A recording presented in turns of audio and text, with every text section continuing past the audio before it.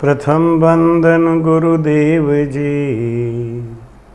जिण दियो नाम तत्सार। द्वितीयो बंदन राम जी, जामे त्या भरम विकार। तृतीय बंदन सब संत जन, अनंत कोट जन सार। जाके पदरज परसता, हंस उतर जाए पार। भक्ति भक्त भगवंत गुरु, चतुर नाम बपु एक। जिनके पद वंदन किया, नासत विघन अनेक। अनंत श्री दरियाव जी महाराज ने धन्य हो, सदगुरु सुखराम जी महाराज ने धन्य हो, सदगुरु युक्ति राम जी महाराज ने धन्य। परम दयाल सतगुरु स्वामी श्री कुशाल दास जी महाराज ने धन्य हो, संत श्री ज्ञानेश्वरी बाई जी महाराज ने धन्य हो। गुरुदेव आपने धिन धिन हो, महाराज आपने धिन धिन हो। हे नाथ दया करने वाले, अनुभव की अरज भी सुन लेना।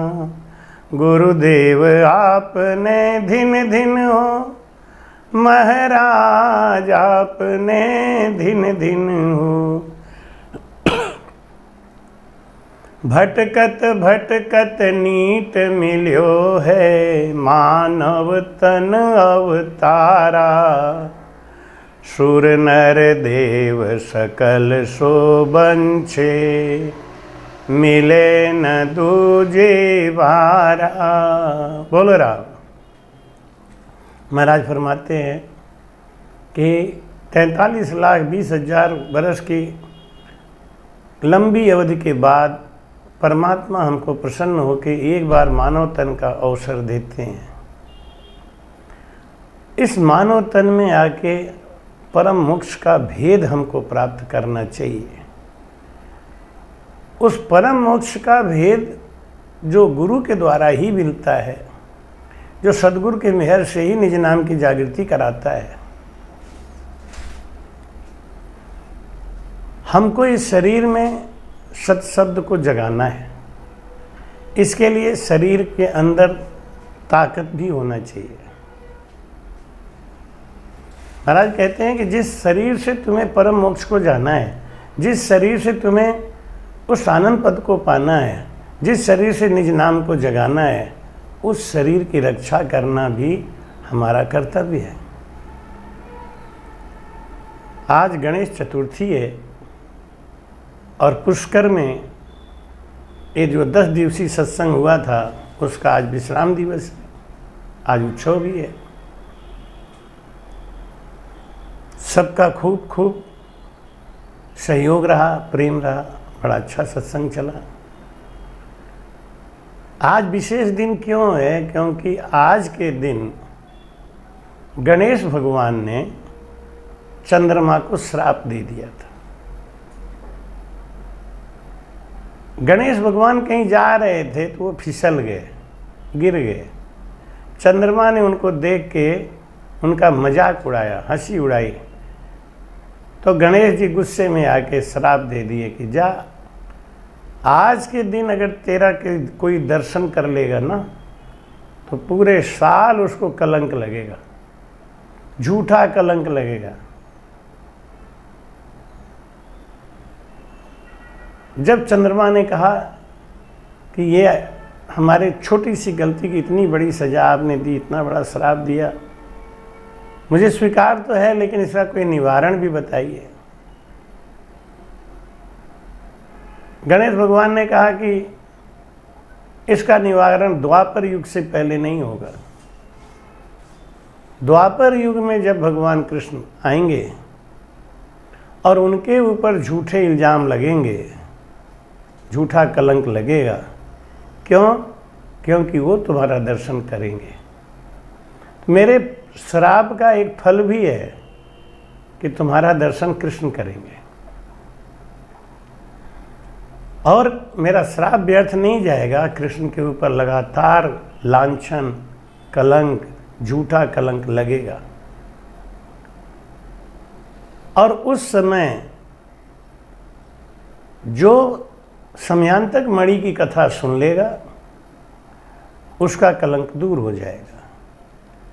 तो आज के दिन सावधानी रखें कि चंद्रमा को ना देखें, और अगर देख लेते हैं तो इस वीडियो को बार बार सुने। पूरे साल समयांतक मणि की इस कथा को सुनने से आप उस झूठे कलंक से बच जाएंगे। आपके ऊपर झूठा कलंक नहीं लगेगा। वो समयांतक मणि की कथा क्या है? जिस कथा को सुनने के बाद गणेश जी का श्राप भी निष्फल हो जाएगा, वो कथा क्या है? आज हम आपको YouTube के माध्यम से वही कथा देने जा रहे हैं। विषय से हटके जरूर है, लेकिन जब हमको कलंक लगता रहेगा, समाज में हमको लोग दोष लगाते रहेंगे, हमारे अंदर चिंता रहेगा, तो हमारा शरीर क्षीण हो जाएगा। और शरीर क्षीण होगा तो भजन कैसे होगा? शरीर को स्वस्थ रखना है तो चिंताओं से मुक्त रहना है। चिंता से मुक्त रहना है तो क्या करना पड़ेगा? हमें इस जगत के तानों से बचना है, झूठे कलंक से बचना है। तो पहले तो आज के दिन चाँद को देखना ही ठीक नहीं है। क्या देखा जाए? अगर गलती से निगाह पड़ गई तो फिर इस समयांतक मणि की कथा को जरूर सुने। द्वारिकाधीश भगवान कृष्ण, उनके राज्य में सत्राजित और प्रसेन नाम के दो राजा भी रहते थे। प्रसेन ने भगवान सूर्य का बड़ा अखंड जप किया, सूर्य भगवान को प्रसन्न किया, तो सूर्य भगवान ने प्रसेन को एक समयांतक मणि दे दी। इस मणि की खासियत ये थी कि जहाँ रहेगा वहाँ पे प्राकृतिक आपदा नहीं आएंगे, समय पे बारिश होगी, फसलें खूब जोरदार होंगी, और 8 भार सोना ये समयांतक मणि रोज बनाता। एक दिन वो प्रसेन समयांतक मणि को गले में धारण करके द्वारिकाधीश के दरबार में आया और बड़े अहंकार से समयांतक मणि की खासियत को बताने लगा। ये भी बताया कि मैंने कठोर तप करके सूर्य भगवान से इसको प्राप्त किया है। भगवान कृष्ण ने कहा, मैं बादशाह हूँ, मेरी जिम्मेदारी है अपने अधीन राजाओं की रक्षा करना, सुरक्षा करना, तो ये समयांतक मणि हमको दे दो। भरी सभा में मांगी थी, प्रसेन ने मना कर दिया। प्रसेन का भाई सत्राजित वो भी नाराज हुआ कि हमारी प्रॉपर्टी है, हमने इसको मेहनत से पाया है, हमारे भाई ने पाया है, तो इनको मांगने का क्या हक है? सत्राजित ने भी भगवान कृष्ण से कहा कि आप बादशाह हो गए, द्वारिकाधीश हो गए अपने लिए, लेकिन मैं या मेरा भाई आपको समयांतक मणि नहीं दे सकते, कभी भी नहीं। एक बार प्रसेन वही समयांतक मणि पहन के जंगल को गया शिकार खेलने, लौट के नहीं आया। भगवान कृष्ण ने गणेश चौथ का चांद देखा था, आज चौथ का चांद देखा था। सत्राजित ने ये बात अफवाह की तरह फैलाई बड़ी जोर से कि मेरे भाई प्रसेन की हत्या करके ये कृष्ण हमारे समयांतक मणि का हरण कर लिया। चारों तरफ कृष्ण की बदनामी होने लगी, यहाँ तक कि बलदेव जी को भी शंका होने लगी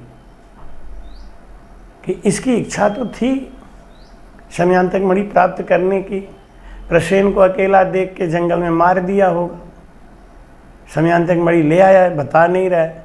बलदेव ने भी कृष्ण के ऊपर झूठा लांछन लगाया और कहा कि तेरे पास समयांतक मणि है तो इसको दे दे, राज्य में तेरी बहुत बदनामी हो रही है। भगवान कृष्ण बड़े चक्कर में पड़ गए कि ऐसा झूठा कलंक क्यों लग रहा है मेरे ऊपर। सत्राजीत चारों तरफ घूम घूम के यही बात बोले कि ये कृष्ण है ना, बहुत छलिया है, झूठा है, कपटी है। प्रजा में एक तरीके का विद्रोह होना चालू हो गया। भगवान कृष्ण अपने कलंक को धोने के लिए जंगल की तरफ निकले। जंगल में बहुत दूर तक भटकते भटकते भटकते भटकते एक जगह उनको एक कंकाल मिला। उस कंकाल को देख के कृष्ण के मन में शंका हुई कि ये प्रसेन का कंकाल हो सकता है। कुछ दूरी के बाद देखा तो एक शेर भी मरा पड़ा था। उसके कंकाल को देख के कहानी समझ में नहीं आई कृष्ण भगवान के कि अगर ये प्रसेन की लाश है, मान लो शेर ने इसको खाया है, तो शेर को कौन मारा है? शेर क्यों मर गया? पास में एक गुफा दिखाई दी। भगवान कृष्ण उस गुफा में घुस गए। देखा एक नौजवान लड़की समयांतक मणि से खेल रही है। भगवान कृष्ण ने कहा कि भाई ये मणि हमको दे दे, इस मणि की वजह से मेरे ऊपर बहुत बड़ा कलंक लगा हुआ है। वो लड़की चीख के और अंदर भाग गई, पापा बचाओ, पापा बचाओ, ये कौन आया है जो हमसे मणि मांग रहा है? अंदर से एक बूढ़ा बांदर निकला, जामवंत महाराज। जामवंत ने कहा तू कौन है? इतना निर्भीक हो के मेरे गुफा में कैसे घुस गया तू? आ तो गया लेकिन अब वापस नहीं जाएगा। भगवान कृष्ण बोले मुझे ये समयांतक मणि चाहिए, मैं इसको लेने आया हूँ, लेकर ही जाऊँगा। जामवंत बोले जब जिंदा रहोगे तब जाओगे ना। और जामवंत और कृष्ण का बड़ा भीषण युद्ध हुआ। 18 दिन तक युद्ध चलता रहा। जामवंत कृष्ण के पैरों पर गिर गया। जामवंत ने कहा कि आप कौन हो? त्रेता युग में रावण के पास इतने बड़े बड़े योद्धा थे, लेकिन मुझसे कोई एक दिन भी लड़ाई लड़ नहीं पाया। मैंने आखिर में भगवान राम से कहा कि आपका युद्ध तो पूरा हो गया, लेकिन मेरी युद्ध करने की जो क्षमता थी, जो इच्छा थी, वो तो पूरी हुई नहीं। तब प्रभु ने हमसे कहा था कि समय आने पर मैं तेरी इच्छा पूरी करूँगा। क्या आप वही तो नहीं हो? 18 दिन आप हमसे युद्ध किए। भगवान कृष्ण मुस्कुरा के बोले तुमने सही पहचाना, मैं वही हूँ। तुम्हारे युद्ध की इच्छा रह गई थी त्रेता युग में, उसको पूरा करने के लिए मैं आया। ये समयांतक मणि मुझे दे दे। जामवंत ने कहा प्रभु समयांतक मणि भी दूंगा और साथ में अपनी बेटी जामवंती को भी दूंगा, क्योंकि मैं बूढ़ा हो गया हूँ। काल का प्रभाव हमारे ऊपर भी आ रहा है। त्रेता युग बीत गया, द्वापर भी अब खत्म होने वाला है। मैं अभी संसार में रहना नहीं चाहता, लेकिन मेरी जामवंती का क्या होगा, इस चिंता के कारण मैं शरीर नहीं छोड़ रहा था। आज आप मिल गए, मेरी बेटी को स्वीकार करें और इससे शादी कर लें तो मैं निश्चिंत होकर शरीर छोड़ दूंगा। जामवंत की बेटी जामवंती की शादी भगवान कृष्ण से वहीं गंधर्व विवाह के द्वारा कर दी और समयांतक मणि और जामवंती को लेके प्रभु अपने राजधानी लौट आए। सत्राजीत को बुलाया और कहा समाज के बीच में, सभा के बीच में, कि सत्राजीत तूने मुझे झूठा कलंक लगाया, मेरी इतनी बदनामी करी। बलदेव जी भी हमसे नाराज हो गए। सबको विश्वास हो गया कि समयांतक मणि मैंने ही चुराया है। लेकिन आज देख इसका प्रमाण मिल गया कि तेरा भाई प्रसेन जब वो समयांतक मणि पहन के शिकार खेलने जंगल में गया था तो उसको शेर ने फाड़ के खा लिया और समयांतक मणि अपने मुंह में लेके जा रहा था शेर, तो जामवंत जी ने देखा और उस मणि को प्राप्त करने के लिए जामवंत जी ने शेर को मार डाला और उस मणि को अपने घर में रखा।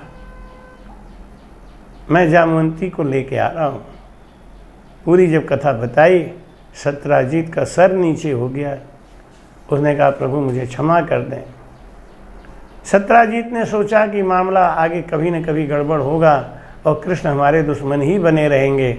सत्यजीत ने अपनी लड़की सत्यभामा की शादी करके कृष्ण को अपना दामाद बना लिया। अब एक बात निश्चिंत हो गई कि कृष्ण अपने ससुर का वध कभी नहीं करेगा। ऐसे ये कथा समयांतक मणि की है। कथा तो विशेष है आगे भी, कैसे अक्रूर जी लेके इस समयांतक मणि को वापस चले गए काशी, कैसे भगवान कृष्ण ने उनको बुलाया और कैसे समयांतक मणि को अपने राज्य में रखा।